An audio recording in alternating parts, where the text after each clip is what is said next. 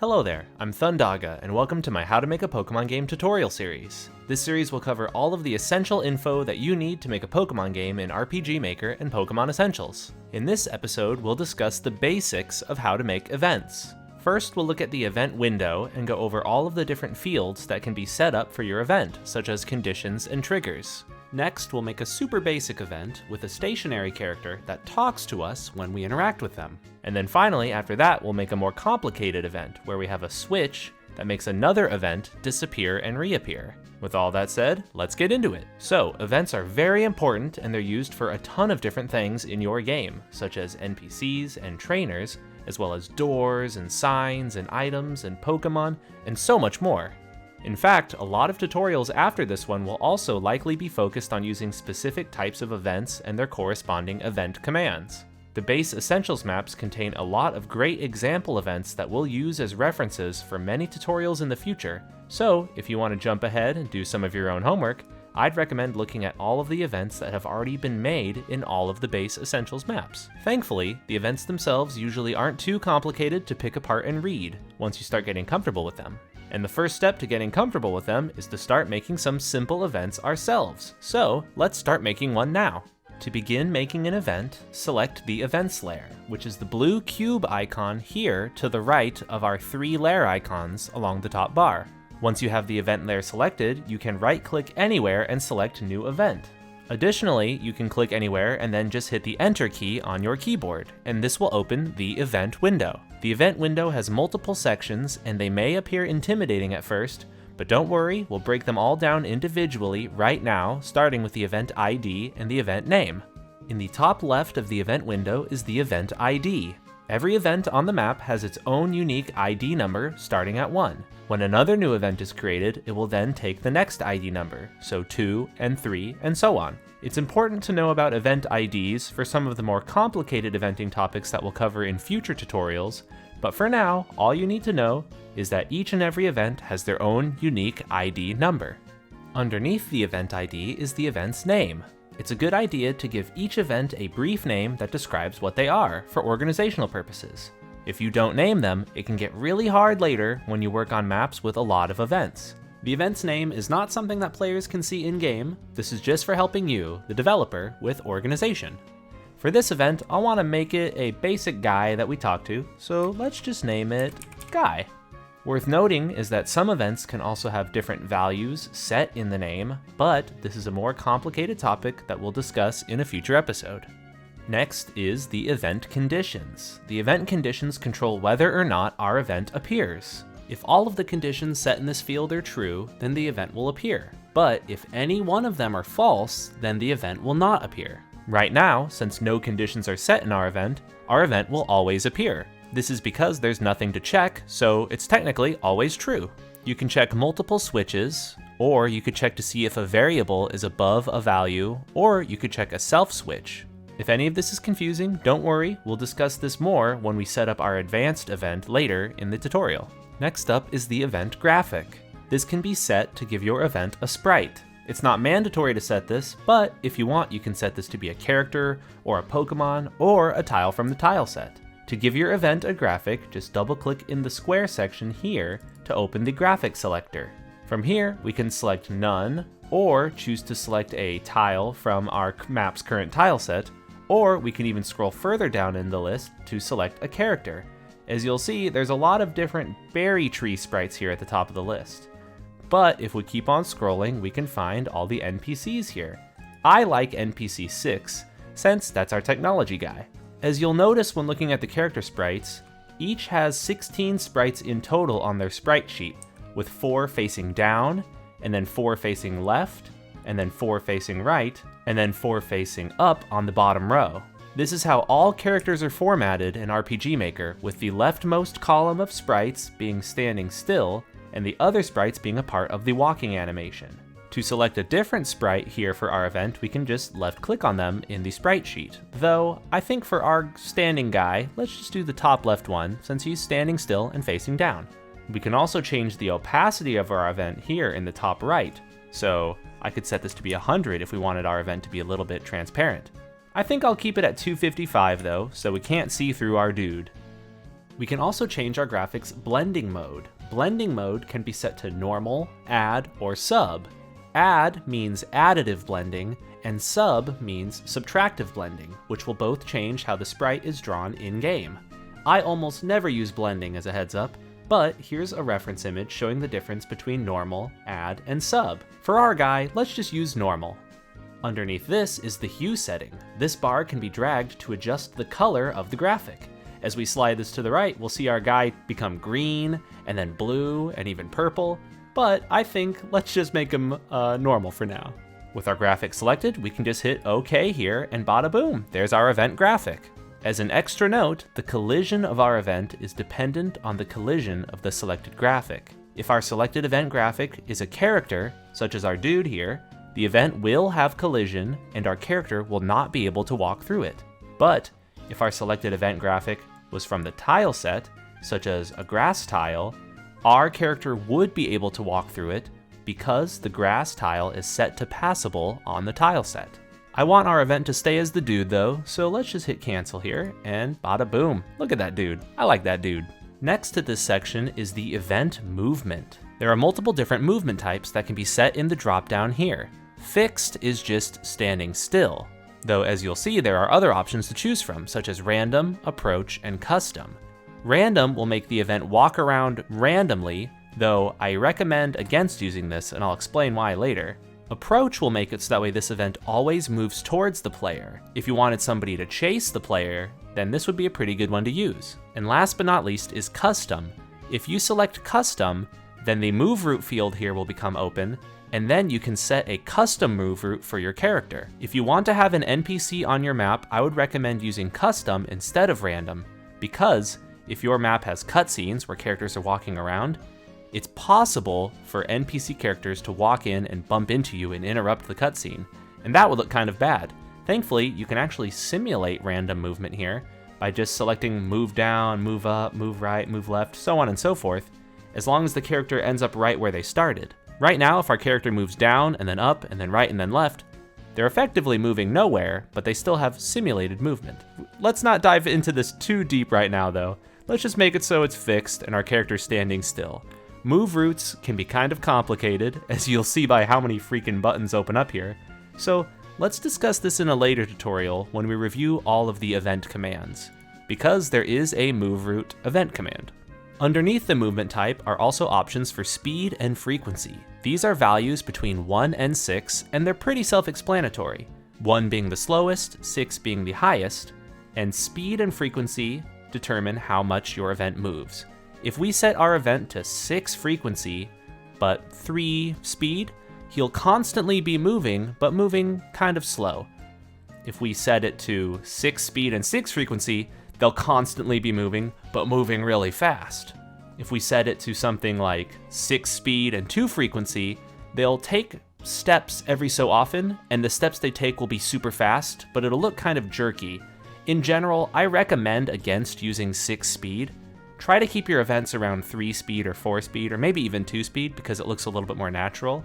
And then for frequency, this one is up to you. If your event is a trainer who's running back and forth left and right, then I would recommend doing 6 frequency, 3 speed, and then doing something like custom, left, left, left, right, right, right, and then your event will just be moving back and forth, left and right, constantly, but at a kind of low speed. I think that'll look better. But yeah, once again, we're getting ahead of ourselves. Sorry, I love making events move around, so I'm big into the move route editor. Let's not worry about that right now though. Let's just select fixed and make it so our event is standing still. Underneath this are the event options. The move animation option will make it so that way our event animates when they take a step. If we uncheck this, our event will not animate when they take steps. That's going to look kind of awkward though. If our character's walking around, I think they should animate when they take a step. Underneath this is stop animation. If this is enabled, our character will animate even when they're not moving, so they'll be kind of running in place. Sometimes this is very useful if you wanted to make a Pokémon that kind of looks like they're always bouncing up and down. But for a trainer, or sorry, for our NPC, our dude, I think it'll look a little bit awkward if he's just kind of running in place, so we can just turn off stop animation for now. Direction fix, when enabled, will make it so that way our event does not turn when moving in another direction or facing another direction. Sometimes it's useful, but for our dude, I think we don't want it. Next is through. What through does is it disables the event's collision. If we enable through, our character will now be able to walk through the dude. Sometimes that's very useful. I use through sometimes when setting up cutscenes where a character needs to walk to a certain location, and sometimes there's a chance that something will get in the way. So if you turn on through while they're walking, it makes it impossible for them to be blocked, which is pretty useful. I think though for our dude, let's keep through off, so that way our character cannot walk through them. And last but not least here is the always on top option. This one's pretty self-explanatory. What this does is, when enabled, makes it so that way the event is always drawn on top of other tiles and events. This one's not used too frequently, but it is pretty useful if you want to make an event that's like standing on top of the trees or something, where normally trees are drawn on top of the player, depending on their tileset properties, but this way, this one will just always appear on top. Much like the others though, I'm going to want to disable this one, so that way all that we have right now is move animation. The next section is the event trigger. If the trigger is set to action button, then the event will run its event commands when we interact with it. If our event has collision, such as our dude here, then this means we need to stand on a tile next to our event and be facing it, and then press the action button. If our event doesn't have any collision, then this means we need to stand on top of it and then press the action button. The next trigger option, player touch, means that the event will activate if the player walks into it. Underneath this is event touch, which means that the event will activate if the event walks into the player, or if the player walks into the event. This can be used for some more advanced triggering options as well, such as events that can see the player from other tiles away, but we'll cover that in a later tutorial. Next is auto run. Auto run means that the event will automatically trigger when the player enters the map. This one can be a bit dangerous to use because the event commands will continue to repeat and activate over and over again as long as the conditions are still true, and the player cannot move while these commands are running. So if you're not careful, auto-run events can sometimes effectively freeze your game. Even so, auto-run events can be really useful if you set them up properly.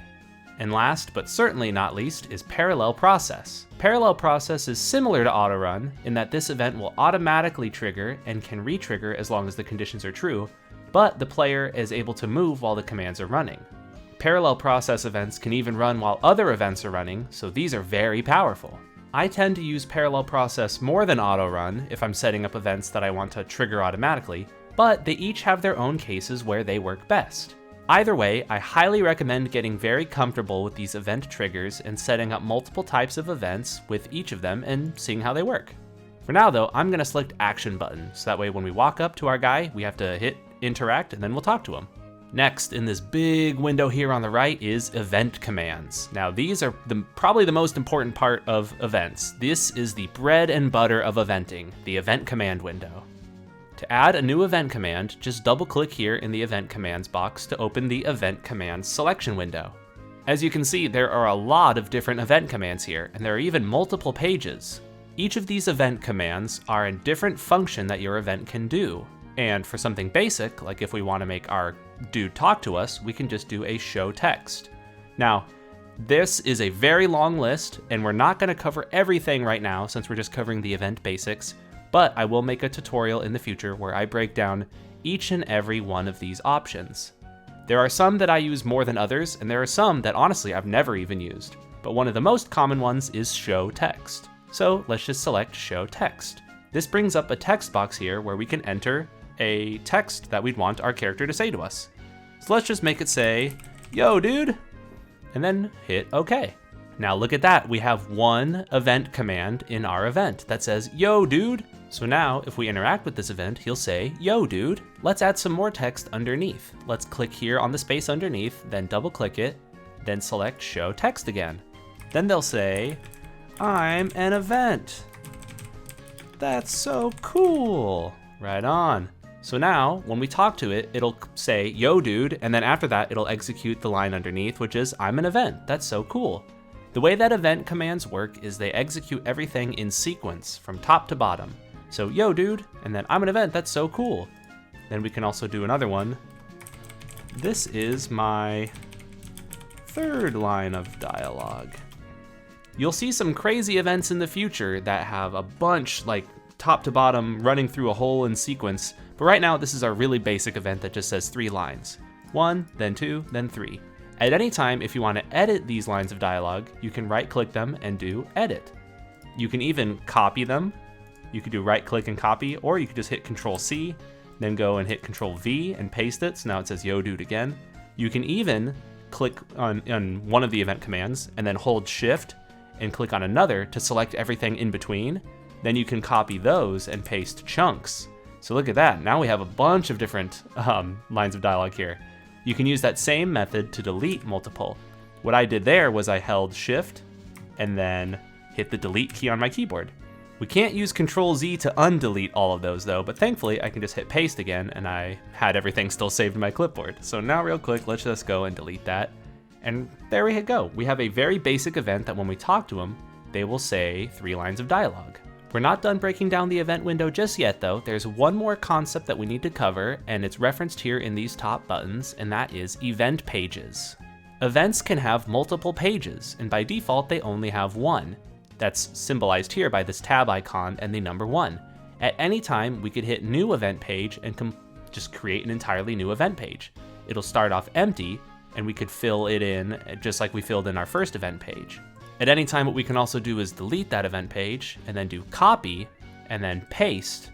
Now we have 2 event pages here that are the same. At any time, we can hit clear event page to also wipe all of our set data. Event pages are very interesting because they allow your event to essentially have multiple different functions based on the conditions. The way that event pages work is that the conditions of each page are checked to see if they're true or false, and that determines which event page is used. If multiple are true, then the event page with the highest number will be used. If that sounds complicated, I don't blame you, it is pretty complicated, but the general concept is that our event can have multiple different functions depending on which conditions are true and false, and we'll set up an example event with multiple event pages later in this tutorial. For now though, what I want to do is delete this second event page here and just make it event page 1 for our guy. Now, let's just hit apply and hit OK, and bada boom, here's our event in our map. At any time, if we want, we can right click and do edit to edit our event and return to the event page window here. Another thing that's really cool is, let me just close this, we can left click and drag to move our events around. So that way, if you don't like the placement of your NPC, you don't have to do right click new event and create a new one on that tile. You can just drag your NPC over to that tile. Also, you can't place 2 events on the same tile as a heads up. If you did want to make 2 events stand on the same tile, then you could set one of them to through and then make them walk onto the other event, but that's a little more complicated and not something I want to cover just yet. Another thing that's really cool is you can hit Control-C to copy and then paste your event. Now we can have multiple of our guy. When copying and pasting events, this creates a new event with the properties of our copied event. And to clarify, any changes made to the original event at this point will not carry over to our copied event because it's now its own individual event. This is probably too many guys though here, so let's just delete these 2. And let's just interact with our guy 1 here. Real quick, I'm gonna save, and then let's hit play to get into the game and talk to our guy. All right, here I am on Route 1. Really quickly, let me walk on over to our guy. Hello, what's going on, guy? Let me talk to him. Yo, dude, I'm an event. That's so cool. This is my 3rd line of dialogue. Wow, that guy is pretty cool. Let's go over here and talk to him.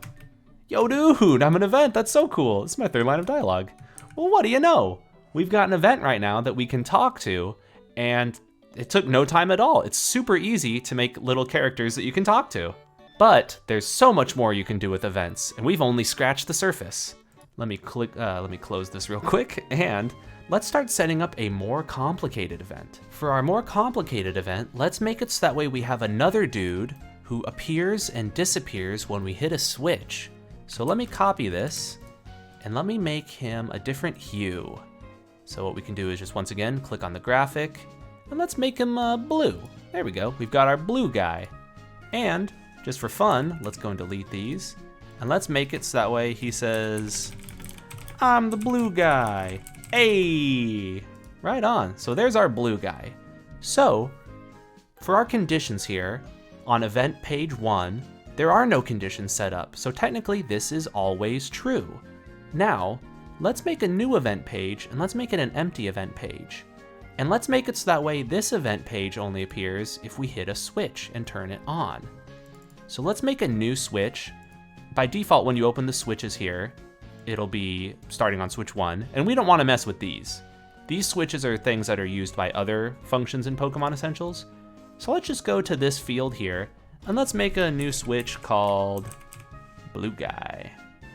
Let's make it called Blue Guy Gone, actually. So when we turn it on, Blue Guy will be gone.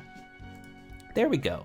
So if we ever interact with an event that modifies the switch Blue Guy Gone and turns it on, then it'll turn on and event page 2 will be active here. One thing that's very interesting about event pages is that whichever is the highest number and true will be what is used in the game. So, for example, our event page 1 here is true because it has no conditions set up, and there's our Blue Guy. Then event page 2 is true only if Blue Guy Gone is on. Since 2 is higher than 1, this will be the page that's used by our event. Let's show this off in game, but first we also need to make another event that controls our switch. We're getting a little bit complicated here, but hopefully you're following me. Hopefully this is all still making sense. Setting up events is a lot of fun. I love making events. So let's do it. Let's make another new event.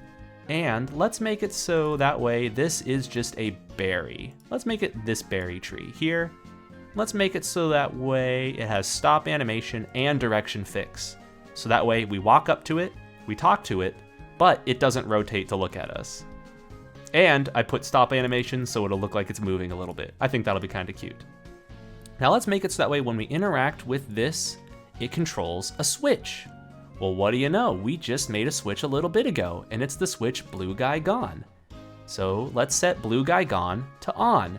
I would say don't worry about this batch option. This allows you to set multiple switches at once, but I've basically never ever used that. So Blue Guy Gone is now turned on. And let's make it say show text. Blue Guy is now gone. There we go. And if we wanted to, we could copy this and paste this and make another event. Let's use a different berry tree here. And we can right click and edit this control switch and make it so Blue Guy Gone is off.